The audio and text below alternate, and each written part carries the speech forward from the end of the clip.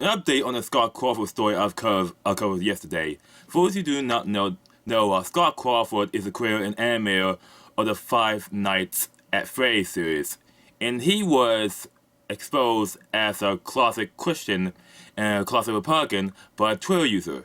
You can see the full story here in this video, which is less than 4 minutes, but it's a good summation of the story. Yesterday, he made a full statement on the on Reddit's Five Nights at Freddy's subreddit, which is the community subreddit for the game series. There, he made a full statement of the fact. Now, I've mentioned that he should say nothing because anything you say to these people in response, they are willing to cancel anyone that does not fit into the narrow party line, which is basically anyone that does not fit the narrow, constantly changing line of their politics is a rightist or a right-winger, which makes a lot of sense since his final game will be at Five Nights at Freddy's Security Breach, which will be released in 2021. I'll read the full statement and give out my commentary. My response and maybe last post. This message isn't specifically directly at the Freddy community. It's just the community that I care about the most and where I choose to post these things. I never cared much for Twitter anyway, and he didn't care about Twitter where it looks like it because Twitter is basically cancer at this point. It's basically propaganda and bots and chronic virtue signaling at this point. To continue, to say that the last few days have been surreal would be an understatement. I've debated greatly how best to address this, including not addressing it at all, but with so many people from the LGBT community and the fan base that I love, that's not an option. I'd like to think that the last 7 years will have given me the benefit of the doubt in regards to how I try to treat people. But there I was trying on Twitter for being a homophobe, getting doxxed with people trying to come to my house. My wife is 6 weeks pregnant, and she spent last night in fear because of what was being said online. She has already been struggling with her pregnancy, so seeing her so afraid really scared me. All this because I exercised my right and my duty as an American citizen to vote for and support the candidates who I felt could best run the country for everyone, and that's something I won't apologize for. Now let me tell you something straight up. Doxing is a form of harassment. Criticism alone is not harassment, but doxing a person who pretends to incite people to commit criminal threats to a person subject to a doxing is illegal. If it not, it should be. And anyone who doxes a person or friends a person because he or she was doxed should be jailed. 2. What Crawford said about exercising his right and duty to vote. It is a right and duty to vote in an election. And it's also a right to choose who you feel who should run the country at any government level. 2020 saw political ads of all sorts, and from social media and even real people, implicitly or explicitly demand people to vote for Democrats, even if the candidate from the party is medically unfit, corrupt, or has no real plan to solve any issue. And if you dare open up on why you're not voting at all for any valid reason, you get labeled as a Republican. This is vote shaming. It's unethical, and vote demanding is unethical and should be illegal. And if you feel that none of the candidates of election is suited for a country, a person has every right to write in none of the above and tell no one who they really voted for. Who you vote for is none of anyone's concern.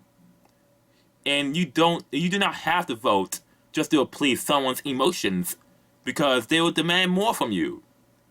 And he has every right not to be sorry for who he votes for or not. And no one should be apologizing for voting for a person or not voting at all. A person has every right to vote or not to vote. Now let's continue. For those who took the time to look, you saw that the candidates I support, including men, women, white people, black people, Republicans, Democrats. I support Kimberly Kellick in Baltimore because I believe that she really cared for the African American community there and wanted to pull them out of poverty. I believe she could have really made a difference in a time when there's so many black communities were struggling. Despite BLM protests, black American communities are still struggling. Most of these communities are still struggling despite these protests. There's no real accomplishments done with BLM, and I say this as a black person.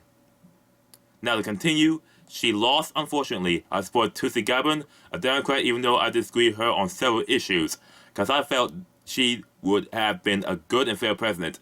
And yes, I support President Trump, because I felt like he was the best man to feel a strong economy and to stand up to America's enemies abroad, such as China, India, and Russia. And which there are so many. Even if there were candidates who had better things to say to the LGBT community directly and bigger promises to make, I believe that their stances on other issues would have ended up doing much greater harm to those communities than good. All this explanation, I feel, is wasted as people don't want to discuss with one another anymore. They want endless apologies and submission. People who are expecting those from me will get neither. And it is true.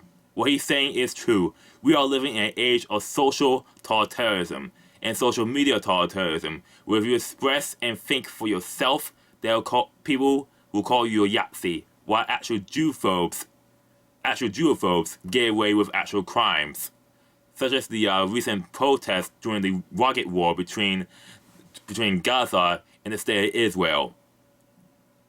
Now to continue on, if you are not hysterical or deranged over the past 15 months, you are ist and phobe, while people who say that you are ist and phobe engage in the most racist and prejudicial words and acts.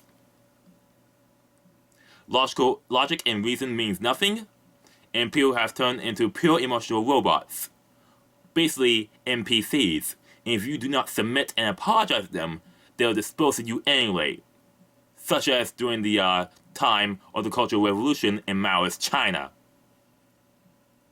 The people who engage in this activity only care about maintaining strife for likes and retweets, basically dopamine hits. They do not care about anything else anymore other than dopamine hits, out of hurting someone.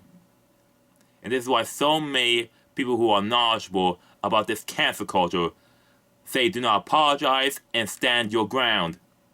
And if you have the resources and connections to stand up to these people, basically say, I do not care, fuck you. Because these people will find another target a few days later if you tell them to fuck off. Now to continue on, I've always been supportive of creators and have tried to treat everyone fairly and treat everyone with dignity and respect. I've never cared about anyone's race, religion, gender, or orientation. I just treat people as people, everyone the same, and because of that, I've ended up with a very diverse group of people that I've worked with for all the years. Organic diversity. What he is saying is organic diversity, not the tokenism diversity that Hollywood and many in the game industry want. Organic diversity in storytelling and in the creation of stories. Now, to move on, it wasn't intentional. It just happened that way. I chose people who are best for the job. I treat everyone the same, and I end up with people from all walks of life in my professional life and my personal life as well. That's the way it should be. That's the way I want it to be. That's the way I will continue to be. What he is saying is meritocracy counts, not your race, sex, religion, gender, orientation, or in my case, ideology or worldview. What matters is skill and if the person can do the job. He didn't care about the skin, but rather the content of the character, like Martin Luther King Jr. has said. Not unlike many people who are pushing and shoving diversity and inclusion initiatives. and people who are trying to shove critical race theory to your children instead of actually learning real history, real education, real math, writing, arithmetic, reading, all that stuff.